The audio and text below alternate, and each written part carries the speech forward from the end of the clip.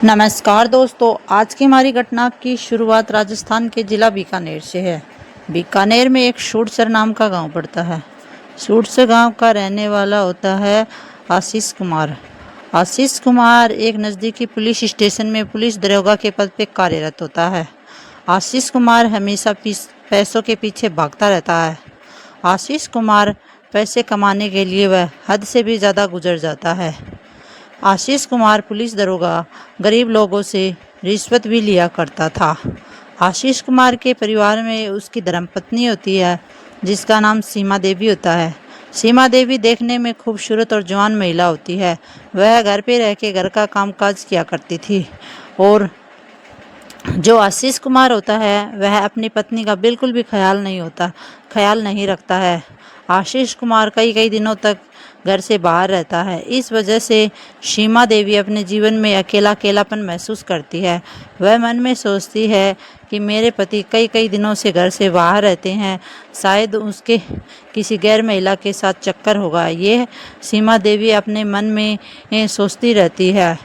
कई बार आशीष कुमार पुलिस दरोगा घर पे शराब पी के आता है और अपनी पत्नी सीमा देवी से भी लड़ाई झगड़ा करता रहता है, परंतु जो ये सीमा होती है ये भी कुछ कम नहीं होती है।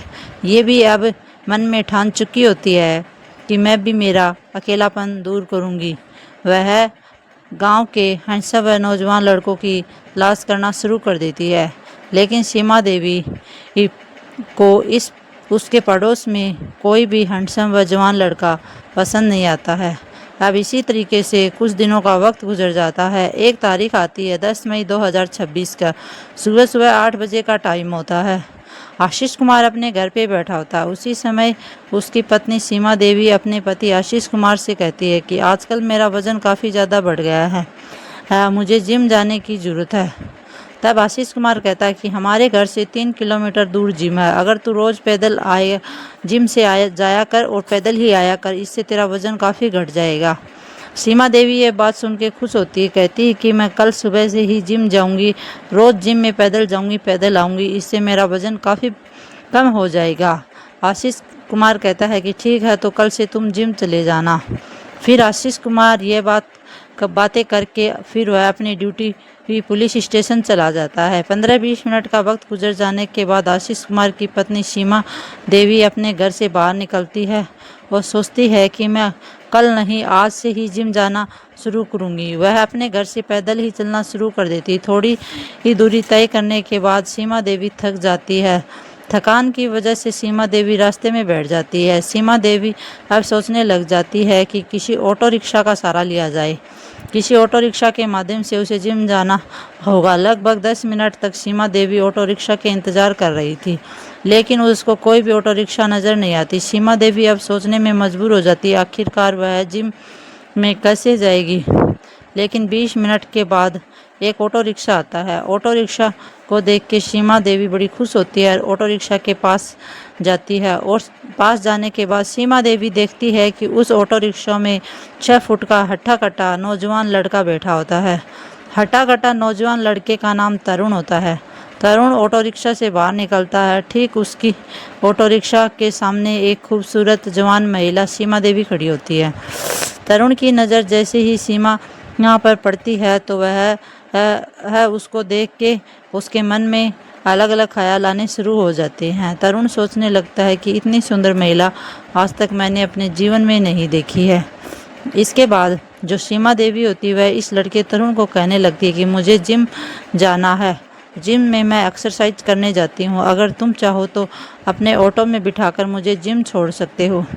इसके बाद सीमा देवी की भी उस लड़के तरुण पे नीयत खराब हो जाती है। सीमा देवी अपने मन में सोचने लगती है कि आज तक मैंने भी अपने जीवन में इतना लंबा हट्टा खट्टा नौजवान लड़का आज तक नहीं देखता। इसके बाद सीमा देवी अपने मन में सिर्फ एक ही बात सोचती है कि कैसे भी इस लड़के को हासिल किया जाए। इसके बाद सीमा देवी होती है वह ऑटो में बैठ जाती है। लड़का तरुण ऑटो चलाना शुरू कर देता है। ऑटो रिक्शा लेकर तरुण महिला को जिम के बाहर लेके जाता है और रास्ते में दोनों मीठी मीठी बातें करते हैं और सीमा देवी कहने लगती है कि मैंने आज ही जिम ज्वाइन की है, मैं जिम में हर रोज़ आया करूँगी, हर रोज़ तुम्हारे ही ऑटो रिक्शा में आया करूँगी।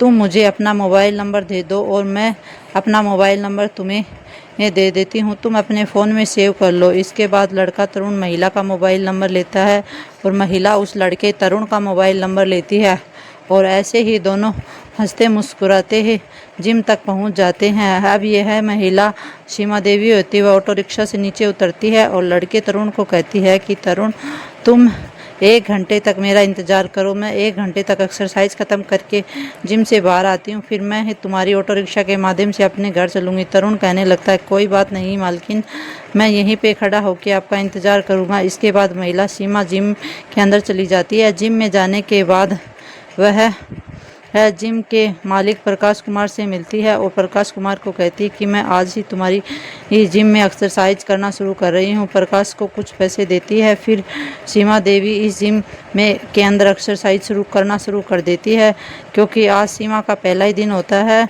जिसकी वजह से एक्सरसाइज करते हुए सीमा जल्दी ही थक जाती है। आधे घंटे का वक्त गुजरता है। अब सीमा अपने मन में सोचती है कि आधे घंटे का वक्त गुजर चुका है, आज इतनी एक्सरसाइज काफ़ी है और मुझे अब अपने घर चलना चाहिए। इसके बाद सीमा देवी जिम से बाहर निकलती है, ऑटो रिक्शा तरुण के पास आती है और सीमा देवी फिर ऑटो रिक्शा तरुण को कहती है कि तुम अब मेरे घर चलो और दोनों ऑटो में बैठ जाते हैं। इसके बाद जो तरुण होता है वो महिला की खूबसूरती और को बहुत ही अजीब तरीके से देखता है और फिर वह सीमा देवी कहने लगती है कि मेरे घर पे मेरा पति ही आशीष कुमार है, वह एक पुलिस दरोगा है। पुलिस दरोगा का नाम सुनते ही लड़का तरुण थोड़ा सा घबरा जाता है, परंतु बाद में जो सीमा देवी होती वह कहती है कि मेरा पति सिर्फ नाम का पति है, मेरा पति हमेशा पैसों के पीछे भागता रहता है, पैसे कमाने के चक्कर में मेरा पति 15-15 दिनों तक घर से बाहर रहता है और मैं अपने घर में दिन रात अकेली रहती हूँ और मेरे को मेरा अकेलापन हमेशा खाने को दौड़ता रहता है और मैं भी अपना अकेलापन दूर करने के लिए इस जिम में आई हूँ। ऐसी ऐसी बातें महिला तरुण के साथ करती है, तो महिला जो तरुण होता है वह महिला का इशारा समझ चुका होता है। इसके बाद सीमा इस लड़के तरुण को कहती है कि मेरे घर पे तुम्हें चलना पड़ेगा, तुम मेरे घर पे आज ही चाय पानी पीने के लिए आ जाना। फिर तरुण भी मान जाता है। इसके बाद दोनों बातचीत करते हुए महिला सीमा देवी के घर पे पहुंच जाते हैं। ऑटो रिक्शा से दोनों नीचे उतरते हैं। इसके बाद तरुण भी सीमा के घर पे चला जाता है और सीमा के घर पे जाने के बाद सीमा तरुण के लिए चाय पानी बनाती है और सीमा चाय पानी बना के तरुण को दे देती है और इसी समय सीमा के फ़ोन की घंटी बजती है। जैसे ही सीमा फ़ोन कॉल उठाती है, फ़ोन कॉल के ऊपर उसका पति आशीष कुमार होता है। वह सीमा को कहता है कि मैं 2 दिन के लिए घर से बाहर जा रहा हूँ, किसी ज़रूरी काम के लिए, मैं 2 रातों के लिए घर नहीं आऊँगा, तुम अपना ख्याल खुद रख लेना। ऐसी बातें सीमा से कह के वह फ़ोन कॉल कट जाता है। इसके बाद सीमा बड़ी खुश होती है। सीमा मन में सोचने लगती है कि ये तो बहुत अच्छी बात है। अब इस लड़के तरुण से सीमा कहने लगती कि तुम चाय पानी पी लो, मैं अभी ही तुम्हारे लिए चाय पानी बना देती हूँ। ऐसे ही थोड़ा आशा काम सीमा घर का करने लग जाती है। इसी तरीके से अब सीमा उसी समय कमरे में जाती है और कमरे में जाने के बाद में अपने मन में सोचने लग जाती है क्यों ना इस लड़के का आज ही रात को घर पे बुला लिया जाए और सारी बातें सोचने लगती है। फिर अपने कमरे की अलमारी से सीमा देवी 2000 रुपये निकालती है। 2000 रुपये ला के उस लड़के को दे देती है। लड़का तरुण होता है, वह 2000 रुपये लेता है और महिला से पूछता है और फिर महिला कहती है कि आज रात को तुम्हें मेरे घर पे आना पड़ेगा और मेरे साथ वक्त गुजारना पड़ेगा। इसके बाद जो सीमा देवी होती है वह तरुण को साफ साफ शब्दों में कह देती है। फिर तरुण भी अपने मन में सोचने लगता है कि महिला सामने से पैसे भी दे रही है और रात के समय भी अपने घर बुला रही है, इसी साथ वक्त गुजारने में ही फ़ायदा है। तरुण मान जाता है। तरुण कहने लगता है कि मालकिन, मैं आज रात के करीबन 10-11 बजे के आसपास तुम्हारे घर आ जाऊंगा। लेकिन अब इसके बाद जो महिला सीमा देवी होती है वह उसका मन बदल जाता है और सीमा देवी अपने मन में सोचने लगती है कि रात तो बहुत लंबी पड़ी है, अभी मैं इसी समय इस लड़के तरुण का फ़ायदा उठा लेती हूँ। अब घर का मुख्य दरवाज़ा बंद कर देती है। बंद करने के बाद उस लड़के तरुण का हाथ पकड़ के घर के कमरे के अंदर ले जाती है और फिर दोनों कि रजामंदी से गलत रिश्ते कायम होने लग जाते हैं और दोनों अपनी अपनी इच्छाओं को पूरा करना शुरू कर देते हैं। दोनों तब तक गलत काम को अंजाम देते हैं जब तक दोनों की इच्छाएं पूरी नहीं हो जाती। जब दोनों की इच्छाएं पूरी हो जाती है तो यह मालकिन है न, उस लड़के तरुण को कहती है कि तरुण, अब मेरा मन करेगा तब मैं तुम्हें अपने घर बुला लिया करूँगी, क्योंकि मेरा पति तो सिर्फ नाम का पति है। मैं तुम्हारे साथ अपना वक्त गुजार लिया करूँगी। तरुण भी हंसते मुस्कुराते कहता है कि कोई बात नहीं मालकिन, जिस समय तुम्हारा मन करे तब तुम अपने घर बुला लिया करो मुझे। इसी तरीके से सीमा देवी इस ऑटो ड्राइवर को अपने जाल में फंसा लेती है। अब सीमा देवी हर रोज़ लड़के तरुण के साथ ऑटो रिक्शा में बैठकर जिम जाया करती थी और एक्सरसाइज करने के बाद ऑटो रिक्शा में बैठ के घर वापस आ जाया करती थी। अब ये लड़का तरुण और सीमा देवी का प्रेम जाल होना शुरू हो जाता है। अब सीमा देवी आगे चल के बहुत बड़े बड़े कांड करने वाली होती है। इसकी गूंज इस पूरे ज़िले में गूंजने वाली होती है, परंतु आशीष कुमार को इस बारे में कुछ भी पता नहीं होता है। ऐसे ही कुछ दिनों का वक्त गुजर जाता है। एक तारीख आती है, 25 मई 2026 का दिन होता है। सुबह के करीब 7:30 बजे के आसपास का टाइम होता है। उसी समय दरवाजे की डोर की बेल बजाई जाती है और आशीष कुमार की पत्नी सीमा देवी अपने घर का दरवाज़ा खोलती है। सीमा देवी देखती कि उसका पति आशीष कुमार घर से बाहर खड़ा है और आशीष कुमार घर के अंदर आ जाता है। फिर कुछ समय बाद सीमा देवी के घर पे दूध बेचने वाला लड़का सचिन आ जाता है। लड़का सचिन आने के बाद सीमा देवी उससे 2 लीटर दूध ले लेती है। 2 लीटर दूध लेने के बाद सचिन सीमा देवी से कहता है कि मालकिन, मैं कल से दूध देने नहीं आऊँगा, क्योंकि मेरे को अच्छा काम धंधा मिल गया है। आप अपने दूध की व्यवस्था कहीं और कर लेना। ये बात सुन के सीमा देवी अब घर के अंदर आ जाती है। अपने पति आशीष कुमार को कहती है कि कल से हमारे दूध वाला दूध देने नहीं आएगा, हमें दूध का प्रबंध कहीं और से करना पड़ेगा। अब शेखर होता है अब जो आशीष कुमार होता है वह मार्केट जाता है और मार्केट जाने के बाद दूध की व्यवस्था करता है, परंतु आशीष कुमार थक हार कर घर आ जाता है। उसको वो कहीं पर भी दूध नहीं मिलता है और फिर आशीष कुमार अपने पुलिस स्टेशन अपनी ड्यूटी पे चला जाता है। 10 मिनट का वक्त गुजर जाने के बाद सीमा देवी अब मन में सोचने लगती है कि अब मुझे जिम चलना चाहिए। अब उसी समय घर के दरवाजे की डोरबेल बजती है। ऑटो ड्राइवर तरुण सीमा देवी के घर पे आ जाता है और इसके बाद घर के सामने उसका ऑटो रिक्शा खड़ा होता है। सीमा देवी सज धज के ऑटो रिक्शा में जाकर बैठ जाती है। लड़का तरुण ऑटो रिक्शा चलाना शुरू कर देता है। तभी सीमा देवी इस लड़के तरुण को कहती है कि तरुण, आज हमारे दूध वाला दूध देने आया था और फिर वह कह रहा था कि मैं कल से दूध नहीं दूंगा, तुम अपने दूध का प्रबंध कहीं और कर लेना, क्योंकि मेरे को अच्छा काम धंधा मिल गया। ये बात सुन के तरुण कहता है कि मालकिन, तुम किसी बात की फिक्र मत करो, मेरा एक दोस्त है जिसका नाम रजत कुमार है, वह दूध बेचने का काम करता, मैं उससे मिलूंगा और तुम्हारे दूध की व्यवस्था कर दूंगा। फिर सीमा देवी कहती है कि चलो, मेरे दूध के टेंशन तो ख़त्म हो गई। फिर तरुण अपने उस मालकिन को जिम के बाहर छोड़ देता है और 1 घंटे तक मालकिन जिम में एक्सरसाइज करती है। इसके बाद तरुण के साथ सीमा अपने घर वापस आ जाती है, परंतु जो तरुण होता है वह अपने दोस्त रजत की दुकान पे जाता है और रजत को वो अपनी मालकिन के दूध के बारे में बात करता था। रजत कहता है कि मेरी ये दुकान में बहुत सारा दूध है, मैं तुम्हारी मालकिन सीमा देवी को वो दूध पहुंचा दूंगा। ये बात सुन के तरुण बड़ा खुश होता है और कहता है कि कल से ही मेरी मालकिन सीमा देवी के घर पे 2 लीटर दूध पहुंच जाना चाहिए।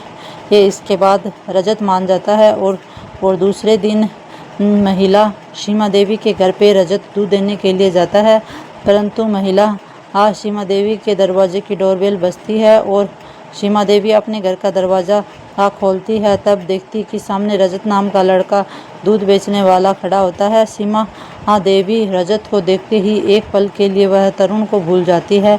रजत इतना हैंडसम व नौजवान लड़का होता है, उसको देखते ही सीमा देवी के मन में अलग अलग ख्याल शुरू हो जाते हैं कि ऐसा सुंदर लड़का मैंने आज तक नहीं देखता। परंतु जो रजत होता है वो भी कुछ कम नहीं होता, वह भी अपने से बड़ी उम्र की महिलाओं पे ज़्यादा दिलचस्पी रखता है। जैसे ही वह सीमा देवी को देखता है तो वह अपने मन में अलग अलग ख्याल हाल शुरू हो जाते हैं। ऐसे ही ये लड़का रजत होता है, वह अपने मन में सोचने लग जाता है।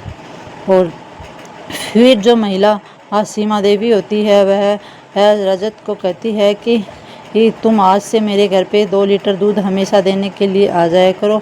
हर रोज़ सुबह 8 बजे के आसपास दूध लेके मेरे घर पे आ जाया करो, क्योंकि 8 बजे मेरे पति आशीष कुमार ड्यूटी पे जाते हैं, उससे पहले मुझे दूध चाहिए होता है। ये बात सुन के रजत कहता है कि फ़िक्र मत करो मालकिन, मैं हर रोज़ तुम्हारे लिए दूध लेके आ जाऊँगा।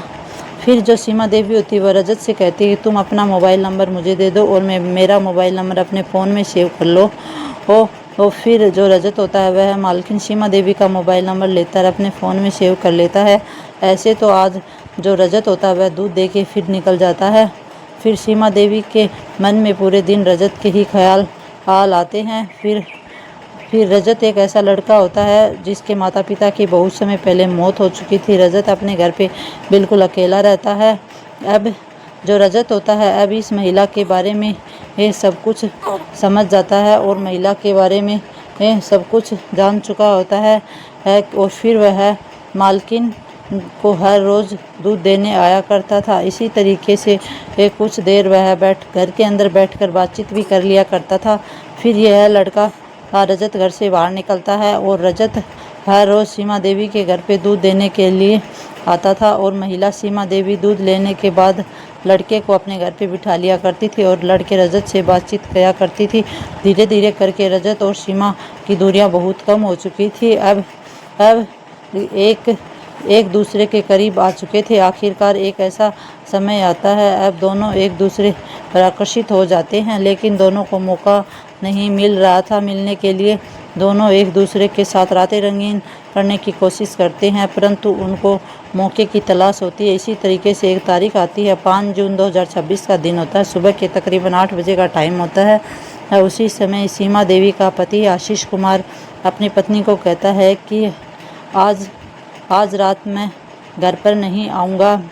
मैं तुम्हें पहले ही बता देता हूँ कि तुम घर का ख्याल रख लेना, अपना भी ख्याल रख लेना, जिम में जाती रहना। इसी तरीके से 2-4 बातें करने के बाद आशीष कुमार अपने घर से निकलता है, सीधा अपनी ड्यूटी पुलिस स्टेशन में चला जाता है। जैसे ही 20-25 मिनट का वक्त गुजरता है, सीमा देवी अपने घर में बिल्कुल अकेली होती है। सीमा देवी अपने मन में सोचती है कि आज रात उसका पति घर पे आने वाला नहीं है, क्यों ना उस दूध बेचने वाले रजत को घर पे बुला लिया जाए। रजत की उम्र बहुत लंबी होती है। उसी समय रजत घर का दरवाज़ा खटखटाता है और सामने से सीमा देवी दरवाज़ा खोलती है। दूध बेचने वाला लड़का रजत सामने खड़ा होता है। सीमा देवी उसी समय रजत को कहती है कि रजत तुम घर के अंदर आ जाओ, मुझे तुमसे कुछ बताना है। इसके बाद लड़का रजत घर के अंदर बैठ जाता है। फिर सीमा देवी उस लड़के रजत को कहती है कि मैं घर का मुख्य दरवाज़ा बंद कर देती हूँ। अब लड़का रजत और सीमा देवी दोनों आपस में बातें करते हैं और रजत को सीमा कहती है कि तुम आज रात 10 बजे के आसपास मेरे घर पे आ जाना, क्योंकि मेरा पति आज घर पे नहीं आएगा। ये बात सुन के दूध बेचने वाला लड़का बड़ा खुश होता है और अब लड़का होता है वह रात के 10 बजे के आसपास आज उसके घर पहुंच जाऊंगा, ये बात कहता है। इसी तरीके से जो लड़का रजत होता है वह 2 लीटर दूध देके घर से बाहर चला जाता है। अब जैसे ही रात के 9:30 बजे के आसपास का टाइम होता है, तब लड़का सीमा देवी को अब लड़का फ़ोन कॉल करता है और रजत कहता है कि मैं तुम्हारे घर पे आ जाऊं क्या। फिर सीमा देवी कहती कि रास्ता बिल्कुल साफ़ है, तुम हमारे घर पे आ जाओ। फिर लड़का रजत होता वह हंसते मुस्कुराते हुए घर का दरवाज़ा पे आ जाता है। इसके बाद सीमा देवी घर का दरवाज़ा खोलती है और सीमा देवी रजत को लेके सीधे अपने बेडरूम में चली जाती है। फिर आज की रात रजत और सीमा के दोनों के बीच रजामंदी से गलत रिश्ते कायम होने शुरू हो जाते हैं। वह अपनी अपनी इच्छाओं को पूरा करने लग जाते हैं। इसके बाद दोनों गलत काम को अंजाम देना शुरू कर देते हैं। जब तक इन दोनों की इच्छाएं पूरी नहीं हो जाती, दोनों मिलकर गलत काम को अंजाम देते रहते हैं और रात के तकरीबन 2 बजे का टाइम हो जाता है। रजत अपना काम ख़त्म करने के बाद रजत घर से बाहर निकलता है और सीधे अपने घर पे चला जाता है। इसी तरीके से अब सीमा और रजत के बीच प्रेम जाल का रिश्ता बन जाता है। पहला लड़का तरुण होता है, अब दूसरा लड़का रजत हो जाता है। अब सीमा देवी होती है, वह मन में सोचती है कि पहले प्रेमी तरुण को रात के समय अपने घर बुला लेती हूँ और उसे कुछ पैसे देके उसके साथ भी रातें रंगीन कर लेती हूँ। अब सीमा का मन करता तब वह कभी तरुण को बुला लिया करती थी और कभी रजत को बुला लिया करती थी और दोनों के साथ काफ़ी बार रातें रंगीन कर चुकी थी। अब जो आशीष कुमार होता है वह उसको इस बारे में कुछ भी पता नहीं होता है, परंतु आशीष कुमार होता है वह भी सीमा के साथ बहुत बड़ा कांड करने वाला होता है।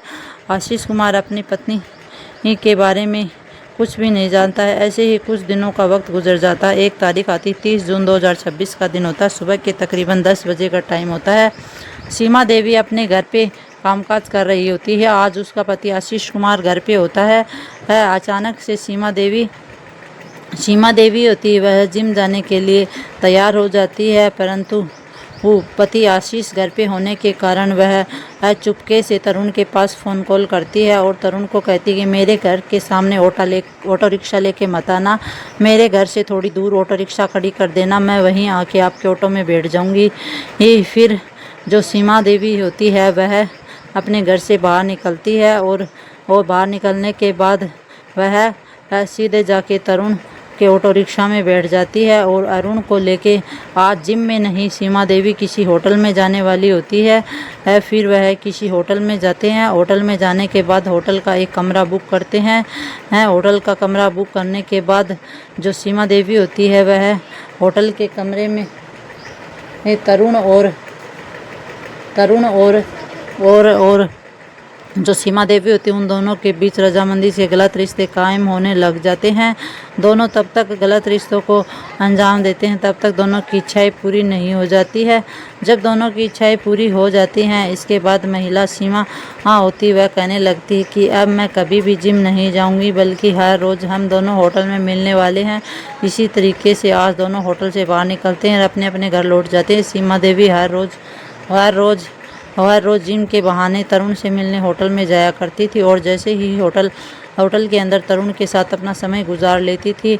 ये सीमा देवी यहाँ तक कि दूध बेचने वाले लड़के रजत को भी कभी कभार होटल में ले आया करती थी। होटल में जाने के बाद रजत के साथ भी अपना वक्त गुजार लिया करती थी। दोनों लड़कों को कुछ पैसे दे दिया करती थी और इसी तरीके से दोनों लड़के ये सीमा देवी के साथ अपनी रातें रंगीन किया करती थी। आखिरकार कुछ समय गुजरता है। एक तारीख आती है, 20 जुलाई 2026 का दिन होता है। सुबह के तकरीबन 7 बजे का टाइम होता है। आशीष कुमार अपनी पत्नी सीमा को कहता है कि सीमा मेरे लिए चाय नाश्ता बना दो। फिर सीमा देवी होती है वह अपने पति आशीष कुमार के लिए चाय नाश्ता बनाती है। फिर उसी समय अचानक से सीमा देवी की तबीयत खराब हो जाती है। सीमा देवी को उल्टियाँ लगना शुरू हो जाती है, अजीब तरीके से चक्कर आने शुरू हो जाते हैं। फिर आशीष कुमार सीमा देवी को लेकर हॉस्पिटल जाता है। हॉस्पिटल जाने के बाद सीमा देवी महिला डॉक्टर से चेकअप कराती है और महिला डॉक्टर से चेकअप कराने के बाद महिला डॉक्टर सीमा देवी का मेडिकल चेकअप करती है। मेडिकल चेकअप करने के बाद महिला डॉक्टर सीमा देवी के पति आशीष कुमार को कहती है कि तुम्हारी पत्नी 1 महीने से गर्भवती है। अब जैसे ही गर्भवती होने की बात आशीष कुमार सुनता है तो पैरों तले ज़मीन खिसक जाती है। आशीष कुमार महिला डॉक्टर को कहने लगता है कि मेरा 6 महीने पहले एक्सीडेंट हुआ था। एक्सीडेंट के दौरान मेरे इंटरनल पार्ट यानी कि मेरे गुप्तांग अंग पर काफ़ी चोट आई थी। इस वजह से मैं 6 महीने से मेरी पत्नी के साथ एक रात भी वक्त नहीं गुजारा है, क्योंकि मेरे गुप्तांग अंग पर भारी चोट आने के कारण डॉक्टर ने मुझे मेरी पत्नी के साथ वक्त गुजारने के लिए मना किया है। परंतु महिला डॉक्टर होती है वह कहती है कि इसके बारे में मुझे कुछ पता नहीं है, ये तुम्हारा निजी मामला है। मैं सिर्फ ये बता सकती हूँ कि तुम्हारी पत्नी 1 महीने से गर्भवती है। इसमें कुछ भी मेरे लिए कोई संदेह की बात नहीं है। यह बात महिला डॉक्टर कहने के बाद आज जो आशीष कुमार होता है वह अपनी पत्नी सीमा देवी को महिला डॉक्टर से कुछ दवाइयाँ दिलवाता है और सीधा अपने घर पे आ जाता है। घर आने के बाद आशीष कुमार को बहुत ज़्यादा गुस्सा आता है और अपनी रिवॉल्वर निकालता है। रिवॉल्वर निकालने के बाद अपनी पत्नी सीमा देवी के सर पर रिवॉल्वर तान देता है और कहता है कि तुमने किसके साथ मुँह काला किया, या तो मुझे साफ साफ बता दो, नहीं मैं तुम्हारे रिवॉल्वर से तुम्हारे गोलियां से उड़ा दूंगा। फिर जो सीमा देवी होती है वह अपने पति आशीष कुमार को कहती है कि मैंने 2 लड़कों के साथ कई बार रातें रंगीन की है। एक मेरा प्रेमी ऑटो रिक्शा ड्राइवर तरुण और दूसरा दूध बेचने वाला तरुण। बस मैं उन्हीं के साथ वक्त गुजारती हूँ। इसके बाद आशीष कुमार अपनी पत्नी की ये बातें सुनते ही अपनी पत्नी को 4 गोलियां मार देता है। 4 गोलियां मार देने के बाद गोलियों की आवाज़ सुन के पड़ोसी वहां पे दौड़े आ जाते हैं। पड़ोसी देखते हैं कि आशीष कुमार ने अपनी पत्नी सीमा को गोलियां मारकर हत्या कर दी है। इसके बाद पड़ोसी होता है, जिनमें से एक पड़ोसी ही उत्तम सिंह होता है। उत्तम सिंह नज़दीकी पुलिस स्टेशन पे फ़ोन कॉल करता है। करीबन 1 घंटे का वक्त गुजरने के बाद पुलिस घटनास्थल पर पहुंच जाती है। इसके बाद सीमा के शव को कब्जे में कर लेता है और उसकी लाश को पोस्टमार्टम के लिए भेज दिया जाता है। आशीष कुमार को गिरफ्तार कर लिया जाता है। अब आशीष कुमार ने हत्याकांड की वजह पूछी जाती है तो आशीष कुमार अपनी पत्नी सीमा देवी की कहानी पुलिस के सामने रखता है। आशीष कुमार पुलिस को बताते हैं कि उसकी पत्नी ने 2 लड़कों के साथ बहुत सारा वक्त गुजारा है।